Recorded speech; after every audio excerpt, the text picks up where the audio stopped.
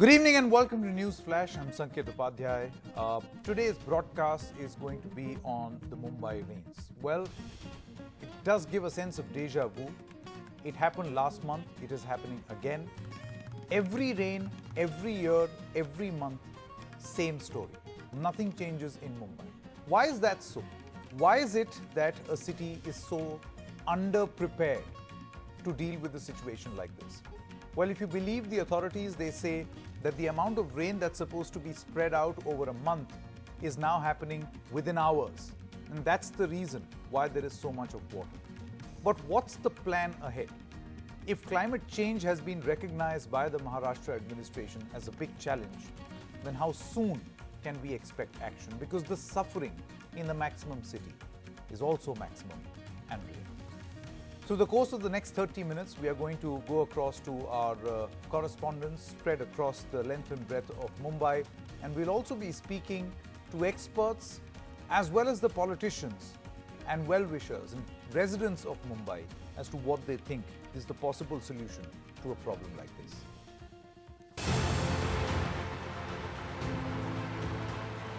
मुंबई की सभी सड़कों पर भारी बारिश के चलते पानी भरा हुआ है और उसमें जो है गाड़ियां फंस रही हैं।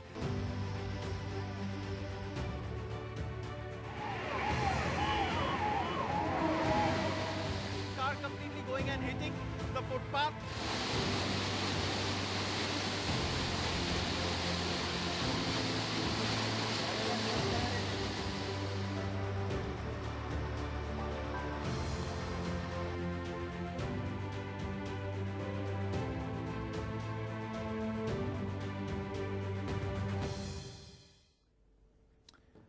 All right, let's first go across to our correspondents. Sohit as well as Saurabh join us from Mumbai. Sohit, let me come to you first. Now, the night is here, but we are expecting, the Met Department says that the rain is not going to stop. There is a surplus of 1000% rain. What are you hearing? What's expected through the night? First of all, the Met forecast and then the preparation.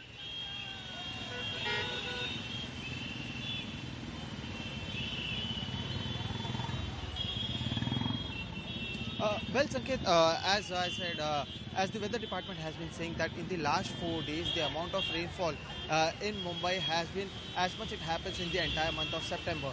That means that the amount of rainfall has been very high in Mumbai. In fact, for the in Santa Cruz in the morning, in only 3 hours, there was more than 120 mm of water of rainfall that was recorded, which means it was extremely heavy rainfall that the city is going through. And this is happening since 1st of September, and today is the 4th day that it continuously went on raining very heavily across the day, because of which the Mumbai was almost has came to a standstill. The Central Railway has been shut between CST to Thane, as well as there are also issues in the Western Railway as well as the Harbour Railway as well.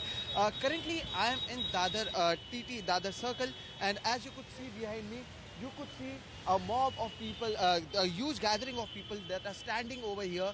Basically, Dadar is also known as the industrial hub. People work in Dadar as well as in Worli areas, and people who came in the morning through the railways, which was working till 11 a.m., they were in their offices and they thought that by the evening the things will get better and they would be able to go home.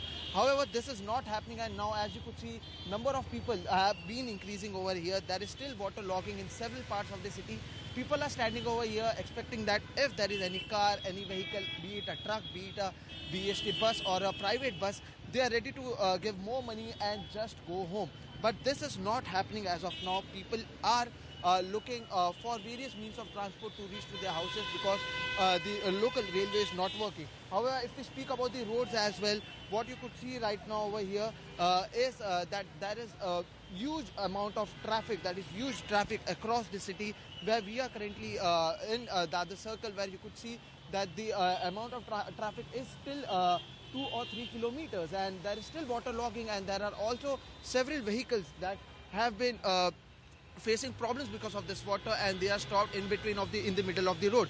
In fact, the car in which I was traveling since morning was also stopped because there was water in the engine that went inside the engine of our car, because of which we had to push our car for more than 30 minutes. And for traveling from Kolaba to Dadar, where I am, it usually takes 30 to 40 minutes. Today it took me more than 3.5 hours to reach over here, and this is what is the problem that we are facing. In fact, our drivers know several shortcuts through which we come so that we could reach early, but almost all the roads in the city has been waterlogged, due to which people are facing huge amount of problems throughout the day, and it is happening in the night as well.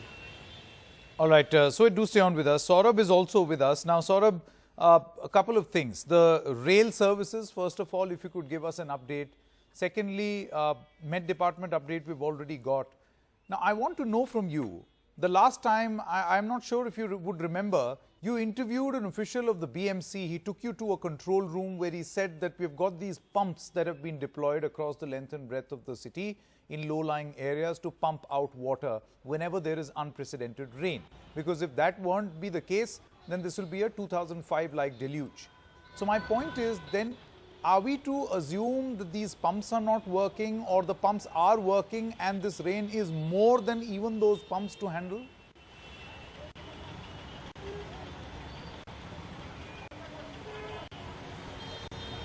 Well, Sanket, that's a unique situation. I mean, the more Mumbai seems to plan, the bigger the problem seems to become.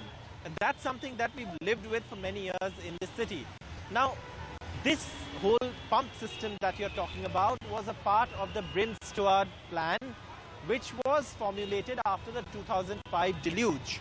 Now, this means that there are pumping stations across the city, and these pumping stations pump out water from low-lying areas when the drainage gets shut. Now, why are the stormwater drains in Mumbai shut during high tide?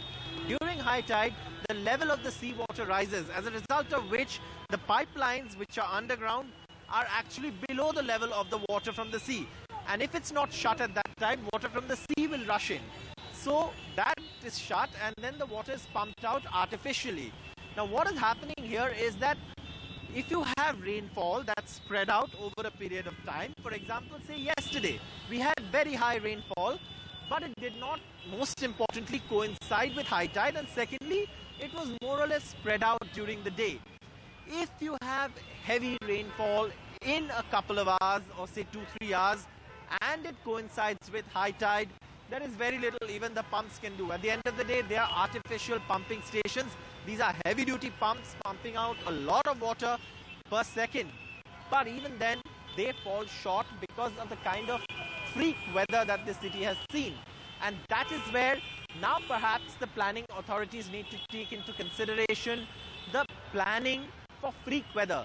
Like we have to plan for days like this when we know that since the monsoon is irregular, since it's not going to be spread out over 4 months, since the entire monsoon of 4 months is going to fall in a couple of 10 days or 15 days, that kind of preparation needs to be done. Now, how much of redundancy can you build into the system that will accommodate this kind of pressure? That's a question that the city planners will answer. But I'm sure it's going to be very, very difficult for Mumbai in the coming years ahead, because this kind of freak weather is not easy to manage. Rohit and Saurabh, please do keep tracking all the latest. Thank you so much for these updates. Before I begin the discussion, let's quickly play out a reaction from the Indian Met Department. Actually, if you see the Mumbai rainfall for this season, last 2 days, almost 2.5 days. So initially it was 10 to 12 centimeter for 2nd and 3rd September. But today suddenly from the morning 8:30, by 11:30 we received the 12 centimeter within 3 hours, and then another 3 hours, that is by 2:30, we got around 20 to 25 centimeter, confining mostly Santa Cruz area. Whereas Kolaba area is having just 50 millimeter, that means 5 centimeter. So this is the 4th spell in the season. I am talking rainfall crossing 20 centimeter in Mumbai, extreme rainfall what we call. This is something unusual, and we are looking at it. But we have given the color code warning red. Earlier we were giving orange, and today we upgraded to red color for Mumbai, even entire Konkan also.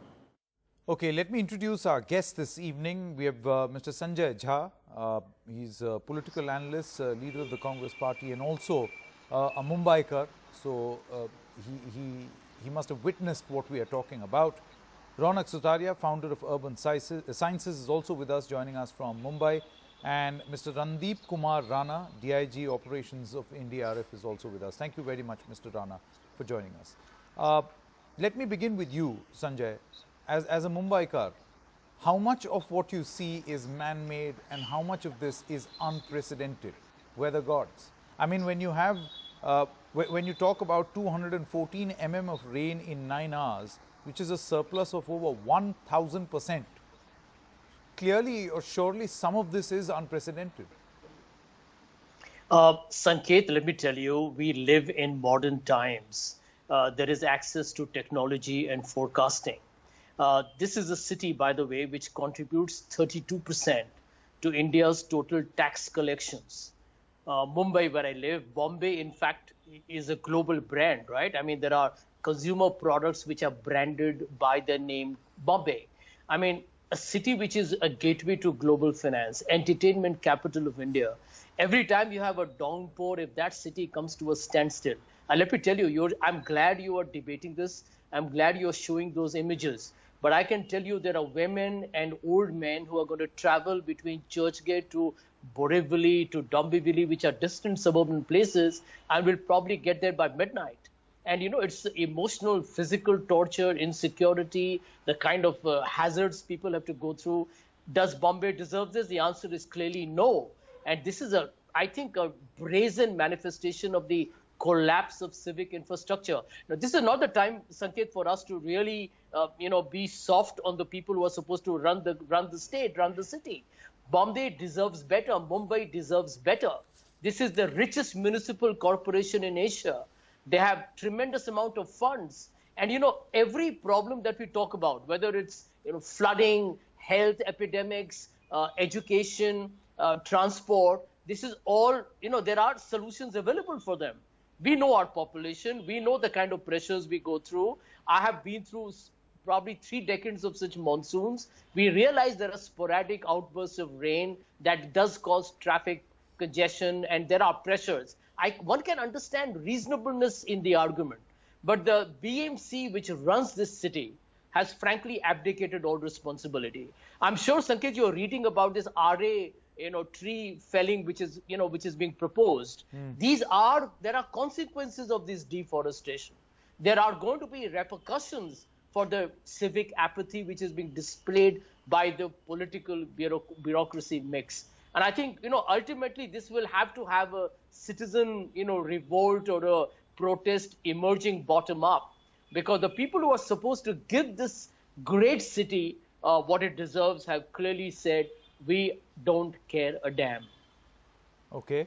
Ronak Sutaria, I want to understand from you, how much of this, as of this moment, do you think that there was perhaps a situation like this in the past also, but because of these RA trees that Mr. Sanjay Jha is talking about, because of the mangroves, all these were safety nets for the city. And now that safety net is gone and this is a consequence. Yeah, so Sanket, I mean, it's true. I mean, I live in Santa Cruz actually, and I've been, experiencing this unprecedented rain. I mean, I'm seeing a river flow outside our home. So I think the rains definitely are, something which are a new experience, I should say. But I think the way of kind of looking at the issue, I mean, yes, there are different parts of the city. I mean, some of the RA issue, I think there are reports coming out where, a report was submitted on the effects it will have on the waterlogging situation. But frankly, I mean, if you look at the kind of quality of life that people are leading in Mumbai, this what we are seeing today is the tip of the iceberg. It makes it into the headlines when a number like this comes down, 1000% surplus. But frankly, the metrics that we need to measure Mumbai's quality of life, actually we don't have it in place. I mean, we have some kind of numbers, we track air quality, water quality issues, I mean, stormwater issues. But on an integrated manner, frankly, nobody tracks these issues on a daily basis. We need a completely new governance framework in the city which tracks the kind of pressures and the kind of administration that is required to run a city of 18 to 20 million people, frankly, is just not there. I mean, we are all at sea when these kind of rains come, but I travel about 12 kilometers a day, and it takes me about 15 minutes to an hour. And the roads are literally like the kinds which you saw in that spacewalk in Bangalore. I mean, that's the kind of spacewalk we are doing literally every day. And we have no metrics to define the kind of plights that the citizens are experiencing. So today's waterlogging definitely is a headline issue, but the citizens who are experiencing by spirit, the governance and the administration is literally not paying attention on a daily basis. Okay. Ronak as well as Sanjay, please do stay with us. I also have Mr. Randeep Kumar Rana, who's the DIG operations of the NDRF. Mr. Rana, now every time something like this happens, we discuss whether it was man-made or whether it was natural or it was, God's will. But one agency that is pressed into service immediately is the National Disaster Relief Force, the NDRF. Can you tell us what exactly are the preparations that you have put in place? What sort of operations are being carried out? What's the extent of the damage that has been caused? What's the nature of your operation?